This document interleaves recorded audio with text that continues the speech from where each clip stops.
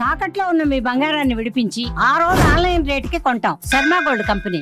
నమస్కారం అండి. సుమన్ టీవీకు స్వాగతం. నేను గీతాంజలి. ముందుగా ప్రేక్షకులందరికీ శ్రీ పరాభవనామ సంవత్సర యుగాది శుభాకాంక్షలు. శ్రీ కాళహస్తీశ్వర స్వామి దేవస్థాన ఆస్థాన సిద్ధాంతులైనటువంటి కీర్తిశేషులు బ్రహ్మశ్రీ ములుగు రామలింగేశ్వర వరప్రసాద సిద్ధాంతి గారు జ్యోతిష్య శాస్త్రాన్ని సామాన్యులకు సైతం అందుబాటులోకి తీసుకురావడానికి ఎంతగానో కృషి చేశారు. ఈ విషయం మనందరికీ తెలుసు.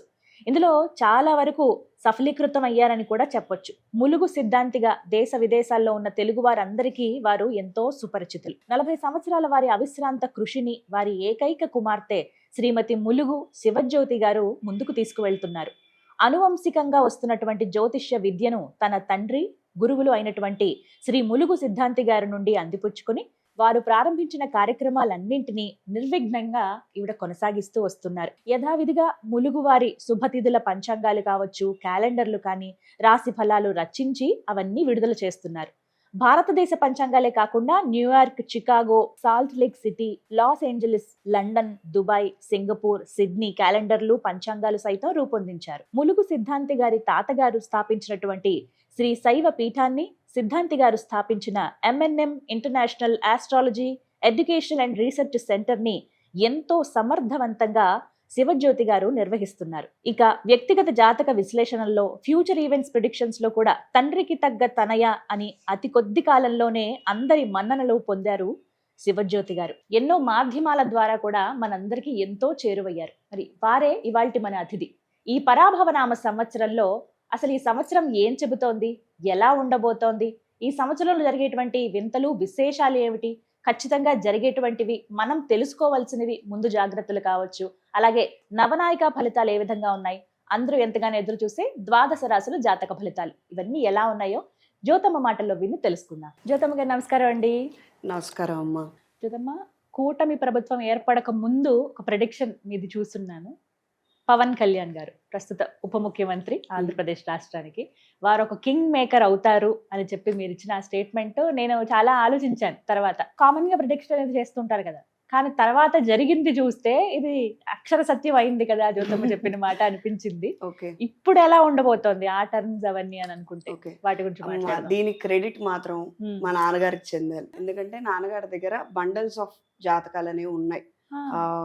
ఆయన వాళ్ళు అంటే ఎవరైనా ప్రముఖుల వ్యక్తులు వాళ్ళ తాలూకు వాళ్ళు రావడం ఎలా ఉంది ఏంటి అని చెప్పనని మీకు తెలిసింది. నాన్నగారు ఎన్నో ఏళ్ల నుంచి ఫీల్డ్ లో ఉన్నారు. సో అలా నాన్నగారి దగ్గర ఉన్నాయి. ఇలా అన్నయ్య గారు బయటికి రాబోతున్నారు అంటే అప్పటికి చాలా కాలంగా చేస్తున్నారు, 7-8 సంవత్సరాలు చేశారు. అండ్ ఆయన ఫుల్ సైజ్ లో నేను ఇక్కడ కట్టుబడిపోయి ఉంటాను, ఇక నా జీవితం దీనికే అని అన్న తర్వాత అసలు ఏం జరుగుతోంది, మనిషి ఇలా మాట్లాడారేంటి అంటే ఏం మాట్లాడిస్తోందన్న చూడాలి కదమ్మా. పవన్ కళ్యాణ్ గారి జాతకం చూడటం అనేది జరిగింది. ఆయన జాతకంలో శని మహర్దశ, అలానే ఏలినాడి శని ఆఖరి పాదంలో శని మహర్దశ ప్రారంభమైంది.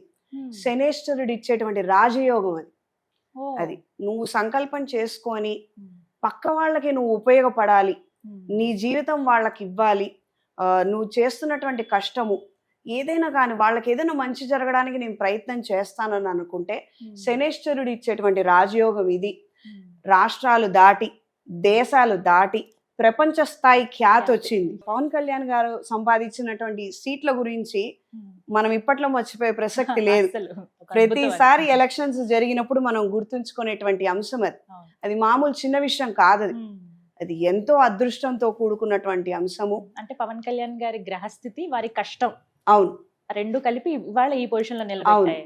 అవును అమ్మ, ఎప్పుడైనా కూడాను శనేశ్వరుడు ఏం చూస్తానంటే మనం కష్టపడతామని అంటారు కదా, అంటే పైకి ఒక మాట లోపల ఒక మాట ఉంటుంది. మీరు సహజంగా గమనిస్తే అలా ఉంటుంది మనిషి తీరు తత్వం. రాజకీయాల్లో ఎక్కువ వింటాం అది. కానీ శనేశ్వరుడు ఏం వింటాడంటే ఆ మనసులో నువ్వేమనుకున్నావు ఆ సంకల్పం ఆయన చూస్తారు. అందుకు చాలా మంది ఎదుగుతారు. ఆయన పీరియడ్ వచ్చినప్పుడు చాలా తరాలు మాట్లాడుకుంటారమ్మా. వాళ్ళు తిరుగులేనటువంటి మార్పులు తీసుకొస్తారు. చాలా సాధారణమైనటువంటి వ్యక్తుల దగ్గర నుంచి చాలా పెద్ద స్థాయి ఉన్న వాళ్ళ జీవితాలలో మార్పులు తీసుకొస్తారు. అంటే వాళ్ళకు ఉపయోగపడే పనులు చేస్తారు వీళ్ళు. అది చూస్తాడు శనేశ్వరుడు. అందుకని ఈ బయట ఏదైతే మాట్లాడుతున్నారో అది బేస్ చేసుకొని మనం ఎలా ప్రిడిక్షన్ చేస్తామన్నది అది చాలా కష్టమైనటువంటి విషయం. కానీ నేను ఇక్కడ పట్టుకున్నది శనేశ్వరుడి కాళ్ళు. ఆయన ఏమి ఇస్తారు అన్నది నేను పట్టుకొని ఆ విధంగా చెప్పడం అనేది జరిగింది. మరి రానున్న రోజుల్లో పవన్ కళ్యాణ్ గారి జాతకం ఎలా ఉండబోతోంది?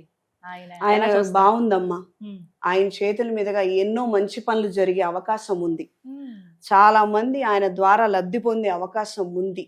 ఉమ్, దేశ స్థాయిలో వినూత్నమైనటువంటి మార్పులు రాబోతున్నాయి. ఉమ్, సివిల్ అంటే భూ సంబంధమైనటువంటి లిటిగేషన్స్, లాస్ కి సంబంధించినటువంటి అంశాలు కావచ్చు, ఉమ్, లేదా స్త్రీల మీద మహిళల మీద జరిగేటువంటి అఘాయిత్యాలు కావచ్చు. ఉమ్, ఇంకొక ముఖ్యమైన విషయం చెప్తా, మగవారి మీద కూడా అన్యాయం జరుగుతుంది, అమ్మో, వారి పట్ల కూడా దౌర్జన్యాలు జరుగుతాయి. ఉమ్, మనకు అవి కంటికి కనిపించవు, ఉమ్, అంటే బయటకు అంతగా రావు. అందులో కూడా మార్పు రావడానికి ఆస్కారం ఉంది. ఉమ్, ఆ యొక్క అంశాలలో ఈయన కూడా పెద్ద కీలక పాత్ర పోషించబోతున్నారు. ఉమ్, అలానే మన తెలుగు రాష్ట్రాలలో ఉన్నటువంటి 4-5 ప్రముఖులు కూడాను, ఉమ్, వాళ్ళందరూ కూడా they are going to participate. ఓ, అందులో పాల్గొని మంచి రెవల్యూషన్ తీసుకురాబోతున్నారు. ఉమ్, భవిష్యత్తులో అంటే 2-3 సంవత్సరాలలో, ఉమ్, ఎందుకంటే మనది చాలా పెద్ద దేశము, ఉమ్, ఏదైనా ఇంప్లిమెంట్ చేయాలనంటే అది వెంటనే కాదు. పైగా ఉమ్, ఇన్నిసార్లు అన్నానని అనుకోవద్దు, ఉమ్, శనేశ్వరుడు నిదానంగా చేయిస్తాడు. ఉమ్, ఆయన మీనరాశిలో సంచారం మార్పు కారణం కాబట్టి ఉమ్, ఆయన మార్పు ఇస్తారు.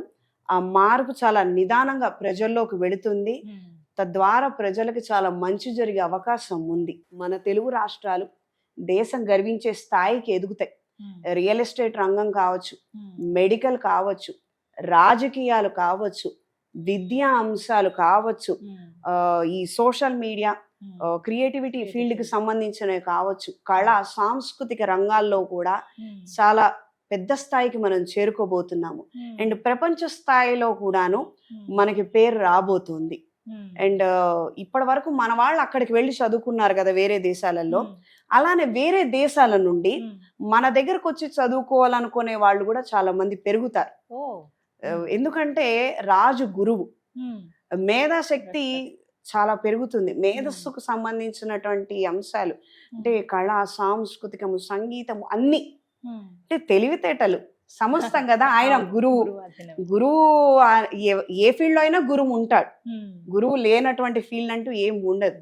సో ఎక్కడైనా కూడా గురు స్థానం ఉంటుంది కాబట్టి ఉమ్, ఖచ్చితంగా దేశవ్యాప్తంగా మార్పులు రాబోతున్నాయి.